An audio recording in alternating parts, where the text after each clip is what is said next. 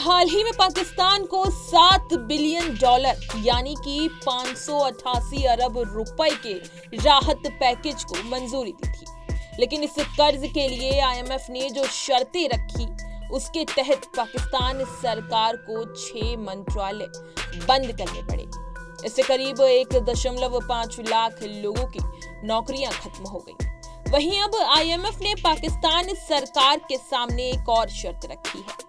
IMF ने शहबाज सरकार से पाकिस्तान के कृषि और कपड़ा उद्योग के लिए किसी भी तरह के विशेष ट्रीटमेंट जैसे टैक्स में छूट और अन्य प्रोटेक्शन देना बंद करने को कहा है। IMF के मुताबिक इन सेक्टर्स को मिलने वाली विशेष छूट के चलते ही पाकिस्तान की संभावित वृद्धि रुकी हुई है।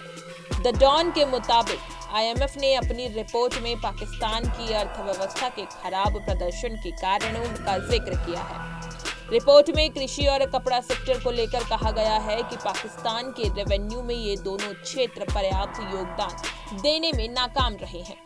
साथ ही पब्लिक फंड का एक बड़ा हिस्सा इन दोनों सेक्टर्स पर खर्च हो रहा है, जबकि ये सेक्टर्स प्रभावी और प्रतिस्पर्धा योग्य नहीं है। 26 सितंबर को IMF ने पाकिस्तान के लिए $7 बिलियन का एक्सटेंडेड फंड फैसिलिटी को अप्रूव किया था।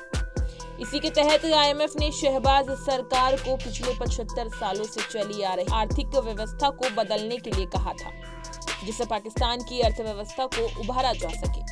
IMF ने इसके तहत $1 बिलियन से अधिक की राशि पाकिस्तान को पहले ही जारी कर दी है। ये पूरी रकम पाकिस्तान को 39 महीने की अवधि में किश्तों में मिलेगी। इसके लिए पाकिस्तान को IMF की शर्तों और सुझावों को मानना होगा। 10 अक्टूबर को IMF की जारी रिपोर्ट में कहा गया कि स्टैग्नेशन यानी रूढ़िवाद में पाकिस्तान के जीवन स्तर को प्रभावित किया है, जिससे देश में 44.5% आबादी गरीबी रेखा के नीचे है।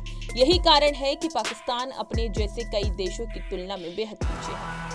IMF की रिपोर्ट के मुताबिक पाकिस्तान के निर्यात का झुकाव कृषि और कपड़ा यानी सूती धागे, चावल, बुने हुए कपड़े, बीफ और चमड़े से बनी वस्तुएं सेक्टर्स की ओर ज्यादा रहा है, जबकि इससे तकनीकी तौर पर जटिल संसाधनों के पुनः आवंटन के लिए काफी संघर्ष करना पड़ा है। रिपोर्ट में कहा गया है कि पाकिस्तान ने ज्यादा जटिल वस्तुओं के निर्यात को विकसित करने में संघर्ष किया है। यही वजह है कि पाकिस्तान 2022 तक इकोनॉमिक कॉम्प्लेक्सिटी इंडेक्स में 85वें रैंक पर रहा है, जिसमें यह साल 2000 में भी था।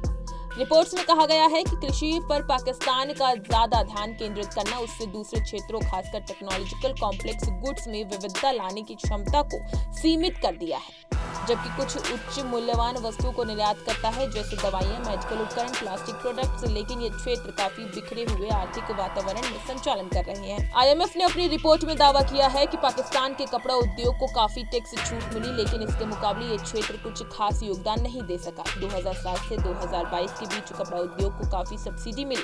साथ ही इसके लिए इनपुट्स और फेवरेबल प्राइसिंग, वित्तीय छूट वाली स्कीम और साथ ही विशेष टैक्स ट्रीटमेंट मिला। रिपोर्ट की माने तो मई 2024 तक पाकिस्तान के सेंट्रल बैंक का 70% बकाया लोन कपड़ा उद्योग से जुड़ा था। IMF ने पाकिस्तान सरकार को आने वाली नेशनल टैरिफ पॉलिसी 2025 से लेकर 29 के अंतर्गत ट्रेड पॉलिसी को आसान बनाने का सुझाव दिया है। साथ ही पाकिस्तान से मांग की है कि उद्योगीकरण को बढ़ावा देने या प्रभावी सेक्टर को सुरक्षित करने के लिए किसी तरह के विशेष छूट न दी जाए। IMF के मुताबिक पाकिस्तान की इस तरह की नीतियों ने निर्यात को कमजोर किया है, साथ ही ग्लोबल वैल्यू चेन से भागीदारी को प्रभावित किया है। इसी तरह की तमाम खबरें और अन्य अपडेट्स के लिए बने रहिए हमारे साथ और देखते रहिए punjabkesari.com।